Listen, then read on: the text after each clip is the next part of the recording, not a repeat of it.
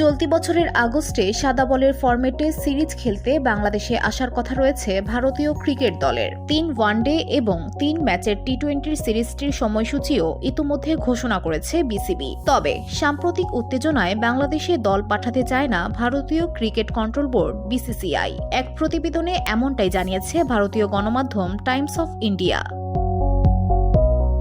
সম্প্রতি কাশ্মীরের পেহেলগামে বন্দুকধারীদের হামলাকে কেন্দ্র করে ভারত ও পাকিস্তানের মধ্যে চরম উত্তেজনা বিরাজ করছে। যে কোনো মুহূর্তে যুদ্ধ শুরু হয়ে যেতে পারে বলেও আশঙ্কা প্রকাশ করেছেন অনেকে। অন্যদিকে আরেক প্রতিবেশী দেশ বাংলাদেশের সঙ্গেও উত্তেজনা বিরাজ করছে ভারতের। এমন প্রেক্ষাপটে দক্ষিণ এশীয় অঞ্চলের ক্রিকেট নিয়েই শঙ্কা দেখা দিয়েছে। বিশেষ করে আগস্টে ভারতের বাংলাদেশ সফর অনিশ্চয়তার মুখে পড়ল। সূত্রের বরাত দিয়ে বলছে টাইমস অফ ইন্ডিয়া জানিয়েছে, এই সফর ক্যালেন্ডারের অংশ পূর্ব নির্ধারিত হলেও এখনো কিছুই চূড়ান্ত হয়নি। বর্তমান পরিস্থিতির কারণে ভারতীয় দল যে বাংলাদেশে ওয়ানডে ও টি-20 সিরিজ খেলতে যাচ্ছে না, সেই সম্ভাবনাই বেশি।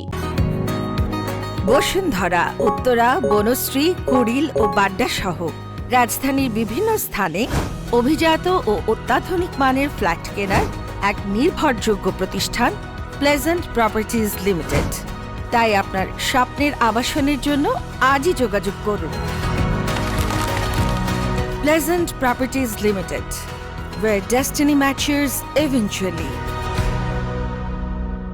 শুধু আসন্ন বাংলাদেশ সিরিজই নয়, চলতি বছর অনুষ্ঠিতব্য এশিয়া কাপের ভবিষ্যৎ নিয়েও অনিশ্চয়তা তৈরি হয়েছে। কাশ্মীরে হামলাকে কেন্দ্র করে এরই মধ্যে ভারতে পাকিস্তান সুপার লিগের PSL সম্প্রচার বন্ধ করা সহ বেশ কিছু পদক্ষেপ নিয়েছে বিসিসিআই। অন্যদিকে পাকিস্তানও বেশ কিছু পাল্টা সিদ্ধান্ত নিয়েছে।